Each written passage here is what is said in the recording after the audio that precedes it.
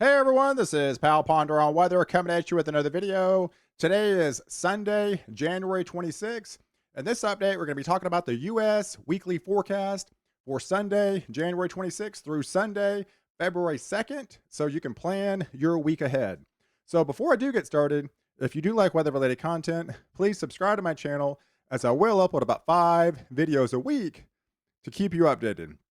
All right, so let's get started. So here's an overall temperature outlook for Sunday afternoon coming up. I'm recording this video this morning.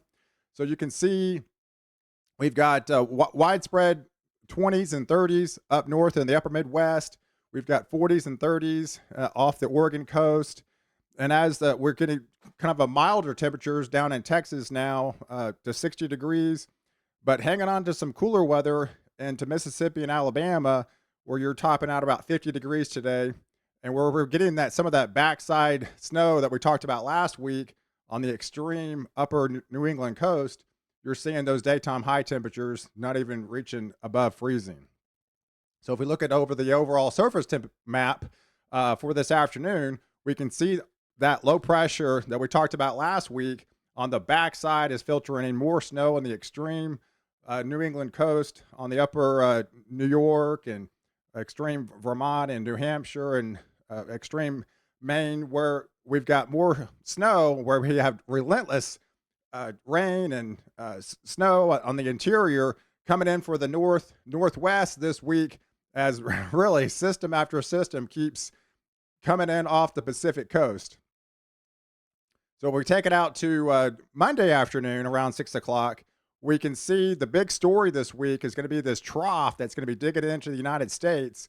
And you can see the difference from yesterday and today on Monday, where we've got some of those below freezing temperatures reaching much further south.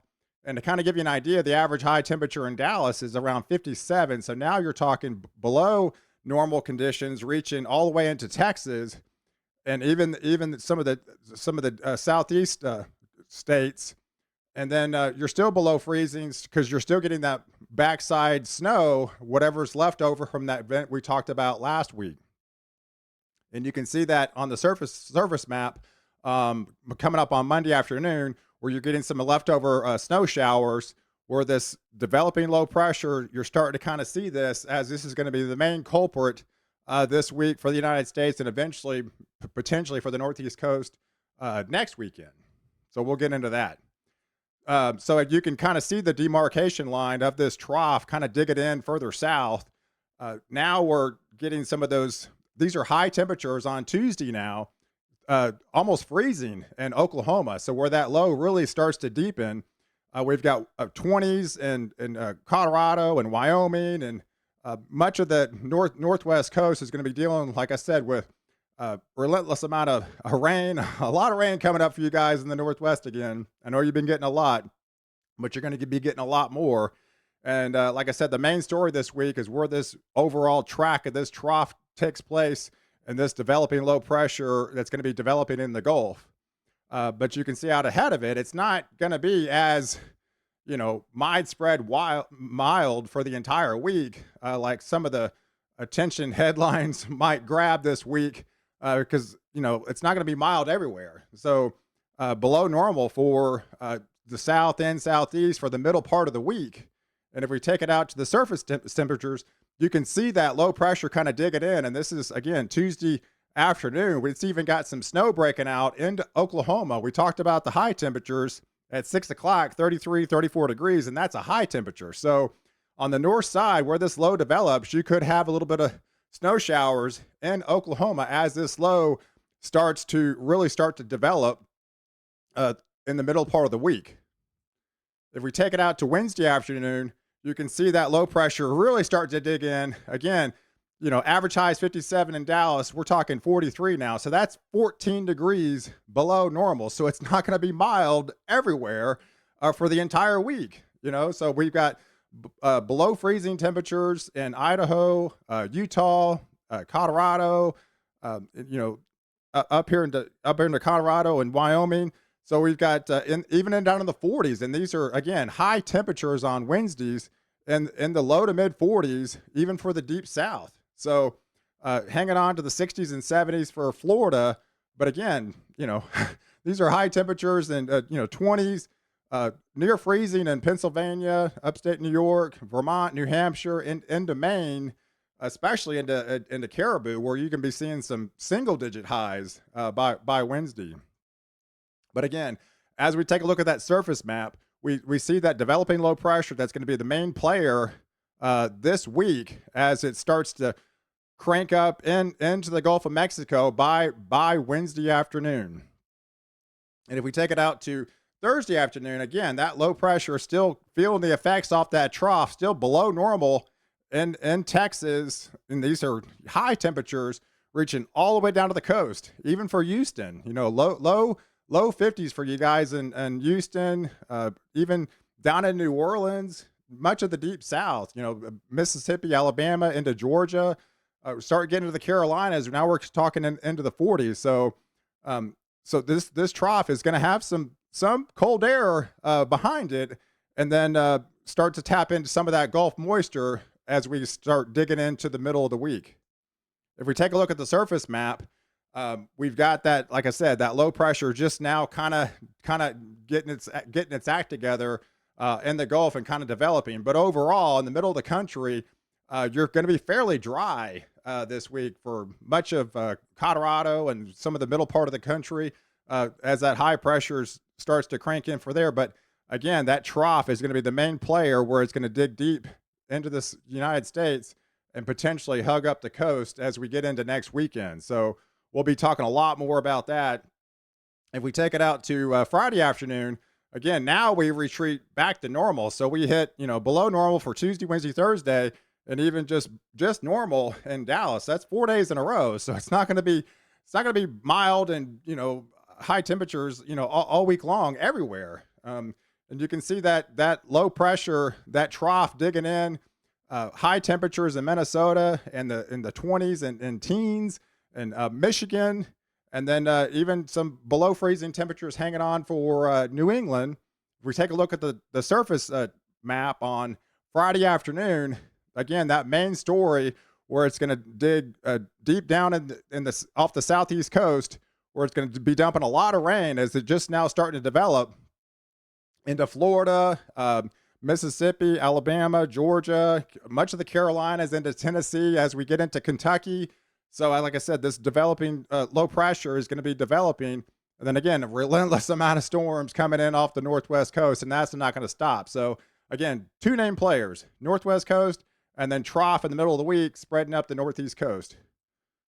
As we take a look at the overall temperatures on Friday afternoon, we've got a ridge trying to build back in. So we've been below normal pretty much all the entire work week. But then next Saturday in Dallas, above normal.